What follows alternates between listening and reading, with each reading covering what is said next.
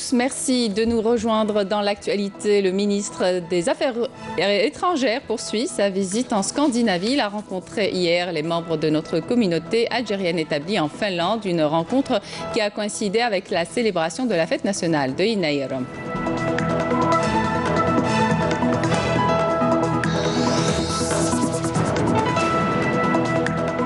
On revient justement ce soir sur la célébration du Nouvel An Amazigh Yinayr à travers le pays riche en sa diversité culturelle où chaque région célèbre cette fête en mettant en exergue les traditions ancestrales. On vous propose ce soir de redécouvrir un site qui fait toujours parler de lui, Ain Lahnej, dans la wilaya de Sétif. Le lieu retrace la présence humaine au nord du continent africain et plus exactement en Algérie, une présence qui date de plus de 2 millions d'années. Et puis les unités de l'armée nationale populaire prêtent aide et assistance aux personnes bloquées dans certaines wilayas du pays suite aux fortes chutes de neige qui ont affecté des régions enclavées où des routes ont été coupées à la circulation. Bienvenue à tous. On entame notre journal avec la visite officielle du ministre des Affaires étrangères en Scandinavie et qui s'est poursuivie aujourd'hui. Hier, Abdelkader Msel a rencontré les membres de notre communauté algérienne établie en Finlande, une rencontre qui coïncide avec la célébration de la fête nationale de Yinayr. Lors de cette rencontre, Msel a indiqué que la célébration de cette fête intervient dans le cadre de la réappropriation de l'identité nationale dans toutes ses composantes islamiques, arabes et amazighes, rappelant à cet égard la décision du président de la République, Abdelaziz Bouteflika, de faire de cette fête de l'an Amazigh Yinayr journée chômée et payée. Le ministre a ajouté que cette décision conforte l'unité et la stabilité nationale. En Algérie et toujours à l'occasion de la célébration du Nouvel An Amazigh, le ministre de la Communication s'est rendu aujourd'hui dans le village de Tassala à Bouira. Jamel Kawana a inauguré des expositions dédiées aux produits artisanaux traditionnels amazighs. Il a procédé également à l'ouverture officielle de la Maison du Miel.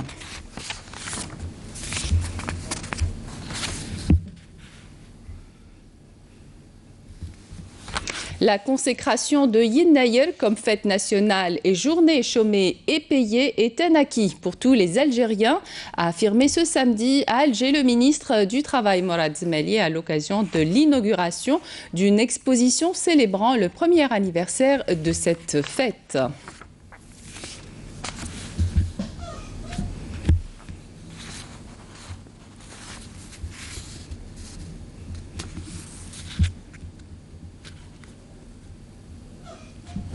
Un livre pour expliquer le Saint-Coran en langue amazigh. Les premières copies de ce livre ont été éditées et publiées aujourd'hui. Le ministre des Affaires religieuses et des Waqf, Mohamed Aïssa, a assisté à cette cérémonie qui a été organisée par l'Association nationale du développement durable. Durant cette cérémonie qui a vu la participation de personnalités nationales et religieuses, une copie de ce livre a été offerte au président de la République, Abdelaziz Bouteflika.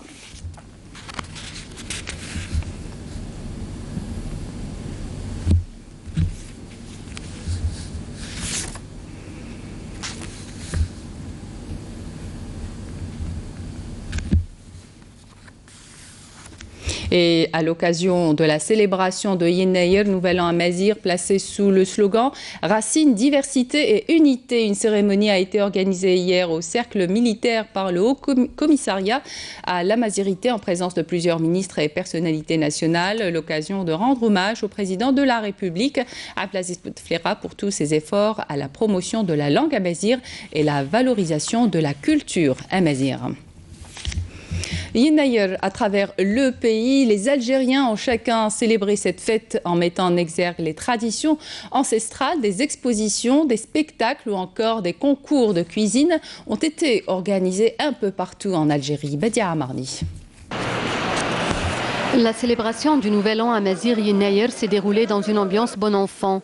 Du nord au sud, d'est en ouest, le ton était à la joie de fêter cet événement avec en toile de fond la neige qui augure d'une bonne année. Des expositions sont organisées reflétant les traditions amazighs. Tissage, poterie et exposition de livres ont été à l'honneur à cette occasion. À Elizy, les festivités de Yennayer ont été abritées par la Maison de la Culture Atmen Bali, où de nombreuses associations ont montré l'histoire séculaire de la région du Tessil Nadjer.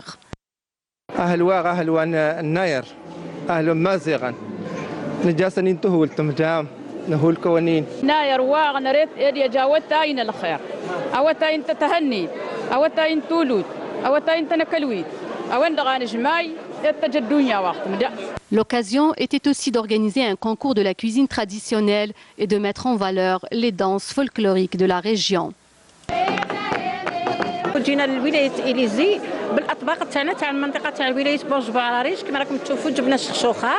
À Tizi Ouzou, cette fête a été célébrée dans l'allégresse avec une parade et plusieurs activités attrayantes faisant le bonheur des grands comme des petits. Même cas de figure à Tamanrasset. Femmes et hommes, en véritables gardiens des traditions, ont célébré le Nouvel An amazigh dans la gaieté.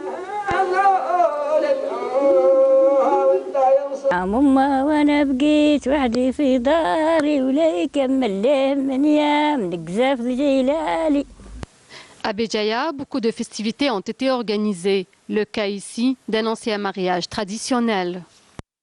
هسه نخدم مارياج تراديسيونيل سمكتي ديك العوايد نزيك نخدم نبغى نوري المارياج نزيك كيما كيقلا. Les habitants d'El Oued ont accueilli le Nouvel An berbère en organisant également des expositions où les plats traditionnels ont été mis à l'honneur. Des explications sont fournies aux nombreux visiteurs. Oran et Tlemcen ne sont pas en reste. Comme toutes les autres régions du pays, elles ont célébré la fête du Nouvel An berbère. Allons à présent partager les traditions festives de Yennayer du côté du mont de Shri'a à Hammam Louen dans ce reportage signé Siham Knouch.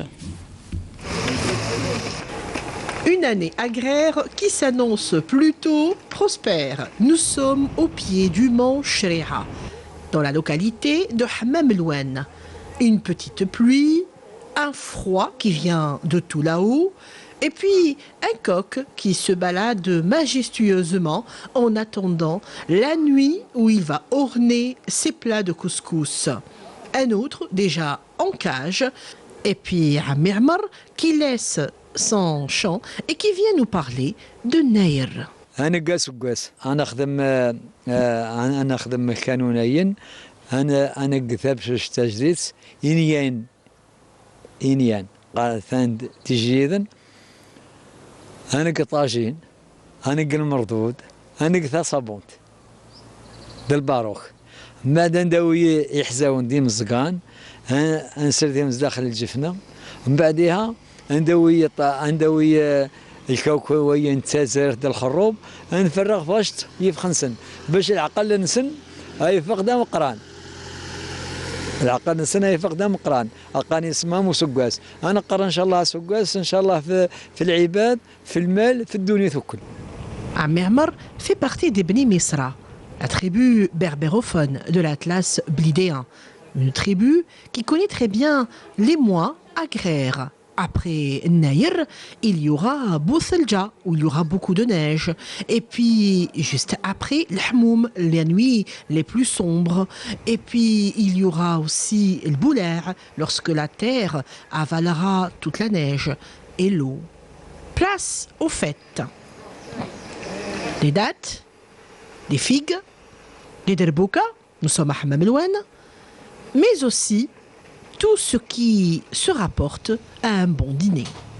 حاليا قلت هذيك الاحتفاليات هذيك على شكل شغل تغيرت الامور مش كما كانت ديك العادات يمارسوها واحد العادات يديروها يعني موروثه واحد العادات تقاليد تاع زمان تاع الناس الاولين ولكن دروك يحتفلوا بطريقه واحد الطرق ماهوش متعودين عليها.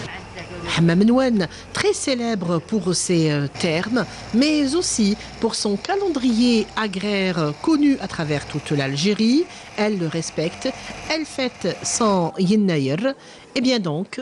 ان شاء الله ربي يحفظ الجزائر ان شاء الله ان شاء الله ربي يحفظ وكل الخالات دير قازن اللي جا ان شاء الله ربي هادي سقاس ان شاء الله يلها يصبح في الدنيا ثكل يعرب كل المسلمين ان شاء الله.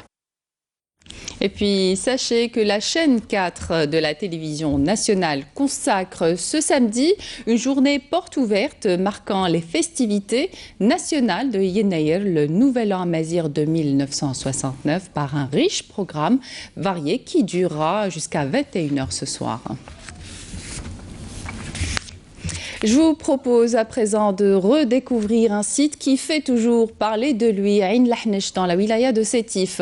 Le lieu retrace la présence humaine au nord du continent africain et plus exactement en Algérie. Une présence qui date de plus de 2 millions d'années et faisait de lui le deuxième berceau de l'humanité. Voici le reportage de Adel Boukhams. Si le mois de novembre 2018 restera gravé dans les mémoires comme étant le mois de la découverte d'outils datant de plus de 2 millions d'années et faisant du site de Ain Lahnesh le deuxième berceau de l'humanité, c'est aux années 30 qu'il faut remonter pour connaître la genèse des recherches qu'a connues la localité de Gueltazarga, à une trentaine de kilomètres à l'est de Sétif, un des plus riches bassins préhistoriques où beaucoup de fossiles avaient été découverts. Le site de Ain Lahnesh, c'est un site très important. Il renferme 4 sites actuellement, 4 stations préhistoriques. Ain Bouchret, El Kherba ou El Baïda. C'est un site qui a été découvert en 1931 par Camille Arambo. Donc les premières découvertes, c'était des restes d'ossements d'animaux, une faune très archaïque. Et puis en 1947, il a redécouvert le site avec de l'industrie lithique, présumée industrie de fabrication humaine. Donc c'est à partir de 1947 que le site a pris un nouveau tournant. Les recherches ne vont pas s'arrêter là, puisqu'après l'indépendance, elles vont reprendre de plus belle avec Arambourg, avant que le flambeau ne soit repris par un éminent préhistorien et anthropologue algérien, le professeur Mohamed Sahnouni, tête de file d'une nouvelle génération d'archéologues algériens. En 1992, par le chercheur international, M. Sahnouni, avec des chercheurs algériens et des chercheurs internationaux. Et après, en 2008, ils ont découvert des osmoses, des pièces au niveau de ce site qui remontent en 2 400 000 années l'existence de l'humanité sur ce site-là. Une découverte qui n'est pas une fin en soi, puisqu'elle ouvre la voie à de nouvelles perspectives à ce bassin préhistorique. Les dispositifs pris après cette découverte, c'est de recruter, désigner un responsable de site par l'OGBC, l'Office national de gestion des biens culturels protégés. Un responsable de site avec des gardiens. Deuxième point, c'est délimiter le site pour savoir les limites exactes de ce site. Troisième point, c'est installer des sections de Centre national de recherche archéologique au niveau de la commune de l'Elma, puis le centre CNPRH, le Centre national de recherche de préhistoire, pour la continuation des recherches au niveau de ce site. Il va de soi que la préservation d'un tel trésor archéologique n'est pas du seul ressort des pouvoirs publics.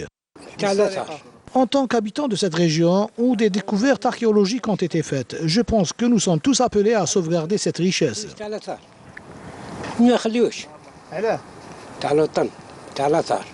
Tout vient à point à qui sait attendre. Un proverbe qui traduit toute l'abnégation et le dévouement d'une équipe de recherche qui a vu enfin sa patience récompensée.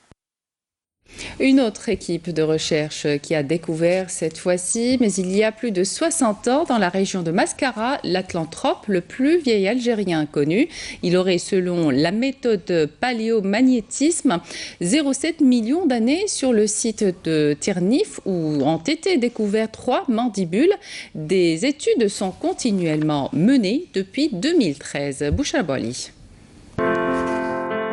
Vieille de 700 000 ans, cette mandibule est celle de l'Homo erectus Atlanthropus mauritanicus, ou plus simplement l'homme de Palikao, l'actuel Tirnif, la commune de Mascara, où a été découvert dans les années 50 ce reste fossile humain.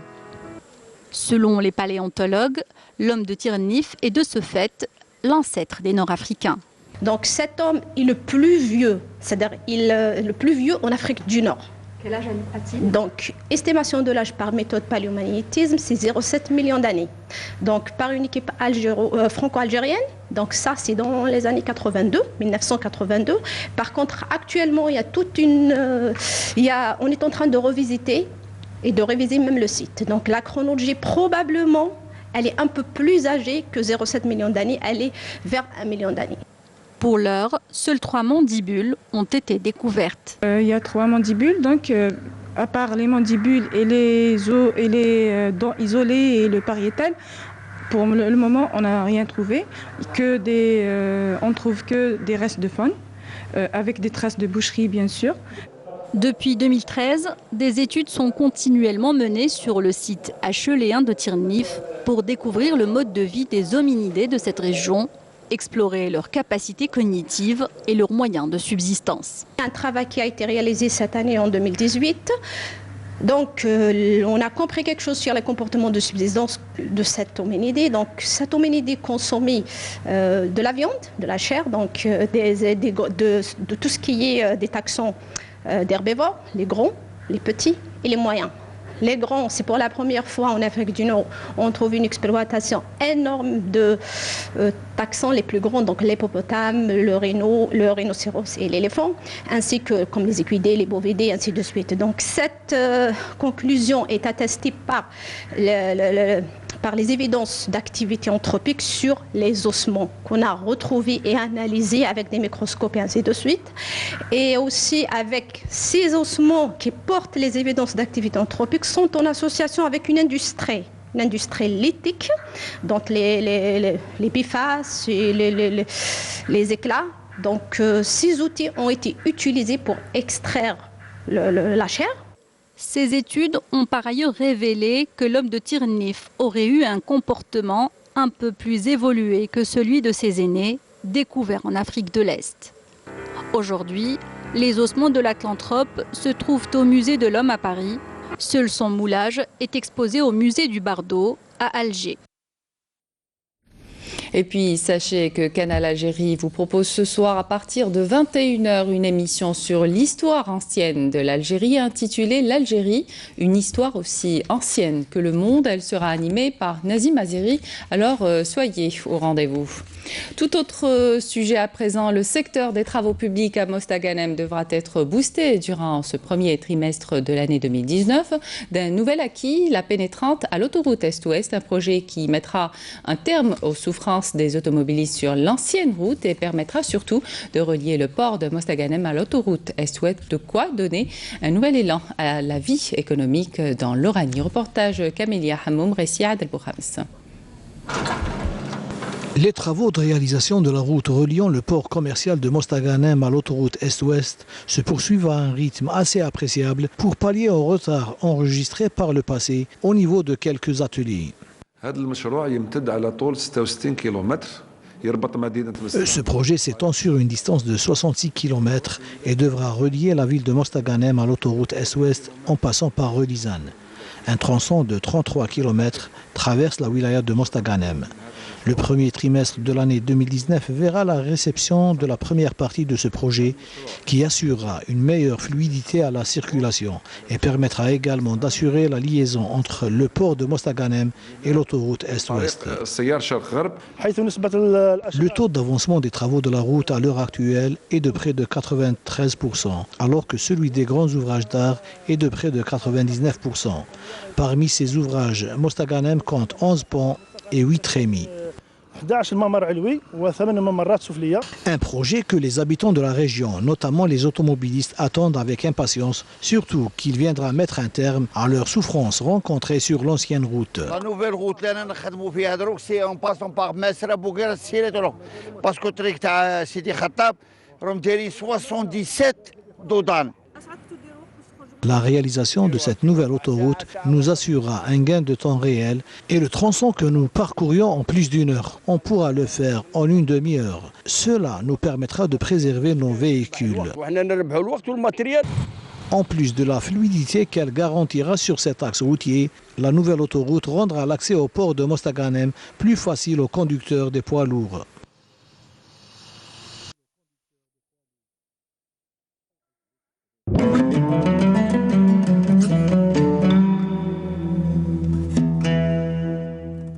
بسم الله الرحمن الرحيم إن الصلاة كانت على المؤمنين كتابا موقوتا صدق الله العظيم.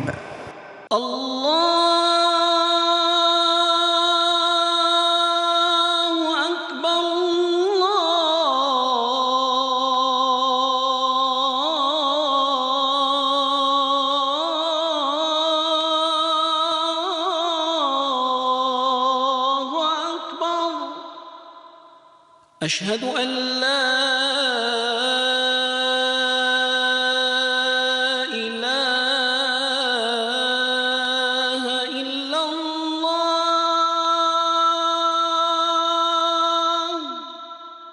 أشهد أن لا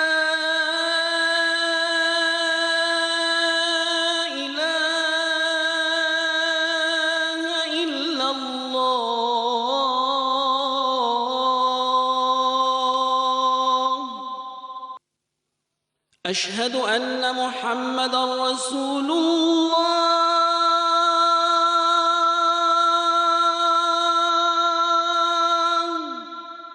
أشهد أن محمدًا رسول الله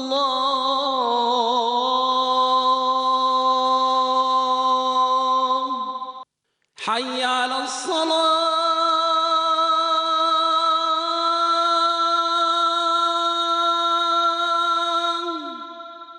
حي على الصلاة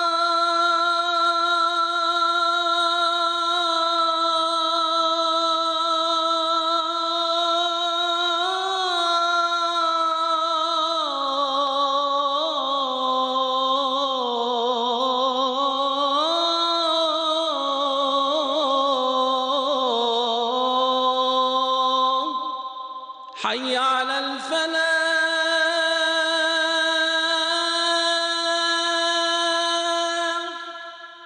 حي على الفلاح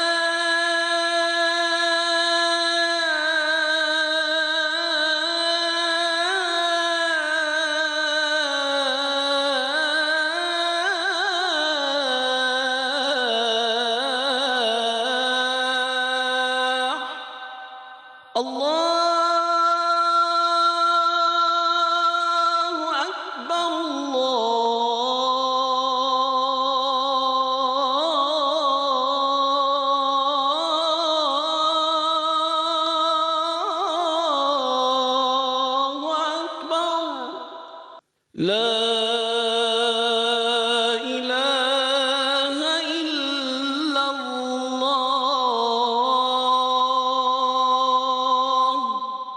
اللهم رب هذه الدعوة التامة والصلاة القائمة آت محمدا الوسيلة والفضيلة والدرجة الرفيعة وابعثه اللهم مقاما محمودا الذي وعدته. C'était l'appel à la prière d'Al-Aïcha au niveau d'Alger et de ses environs. Suite au glissement de terrain survenu vendredi soir au niveau de la route menant du sanctuaire des martyrs vers Bir Mouhadreïs en raison des fortes averses de pluie enregistrées, le ministre des Travaux publics Abdelghani Zahlan s'est rendu aujourd'hui sur les lieux pour constater les dégâts de cet incident qui heureusement n'a pas fait de pertes humaines. Le ministre a insisté lors de sa rencontre avec les services techniques sur la nécessité de sécuriser le périmètre pour protéger les usagers de la route partiellement rouverte à la circulation les 2 prochains jours après la mise en place d'une déviation au niveau de cet axe.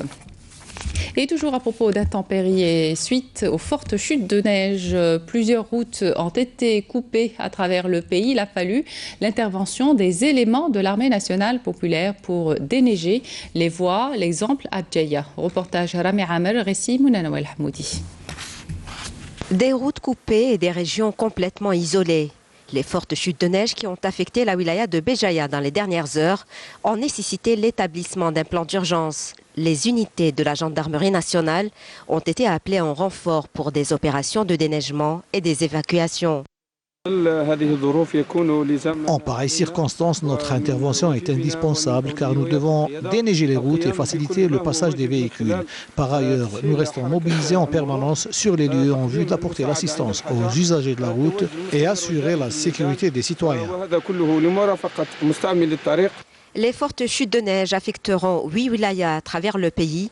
Une situation suivie de près au niveau du centre de l'information et de la coordination routière.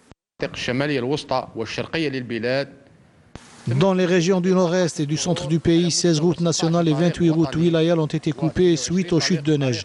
Face à cette situation difficile, les unités de la gendarmerie nationale ont mis en application un plan d'urgence visant à assurer tous les moyens matériels et humains nécessaires pour assister les usagers de la route. Pendant que les opérations de déneigement se poursuivent pour ouvrir les axes routiers, les unités de la gendarmerie nationale appellent les automobilistes à éviter de circuler pendant la nuit, une période qui favorise l'accumulation du verglas.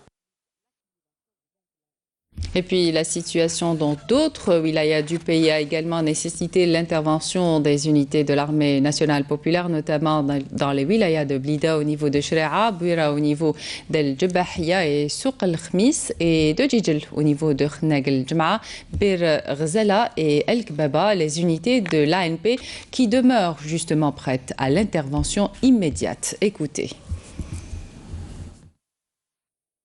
En exécution des instructions du général de corps d'armée, vice-ministre de la Défense nationale, chef d'état-major de l'armée nationale populaire et sur ordre du commandant du secteur opérationnel de Bouira, des détachements de l'ANP sont intervenus dans les zones enclavées pour l'ouverture des chemins et des routes coupées, et ce, dès les premières heures, mobilisant tous les moyens humains et matériels nécessaires, et ont prêté assistance aux citoyens, ce qui a permis une circulation normale aux usagers de la route. Au plan sécuritaire, un terroriste s'est rendu hier aux autorités militaires à Tamanrasset. Il s'agit du dénommé Ben Bila Zeid, dit Abou Aïssa, qui avait rallié les groupes terroristes en 2012. Le dit terroriste était en possession d'un pistolet mitrailleur de type Kalachnikov et de 2 chargeurs garnis de munitions. Par ailleurs, un détachement de l'ANP a saisi à Tamanrasset 2 véhicules tout-terrain, 18 groupes électrogènes, 16 marteaux-piqueurs et un téléphone satellitaire. En outre, un détachement de l'ANP a saisi, en coordination avec les services de douane, plus de 61 kg de kif traité et arrêté un narcotrafiquant à El Bayet, tandis que les éléments de la gendarmerie nationale ont saisi lors d'opérations distinctes menées à Mascara, Oum-le-Bouagui et Tamanrasset, près de 19 kg de kif traité et un fusil de chasse et arrêté 5 individus.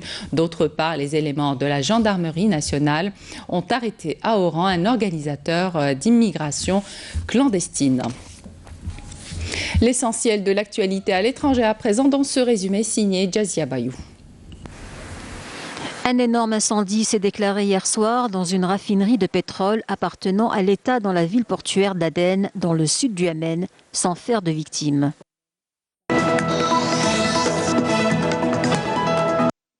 L'opposant congolais Martin Fayulu a déposé un recours devant la Cour constitutionnelle. Il demande l'annulation des résultats, proclamant Félix Tshisekedi, président de la République.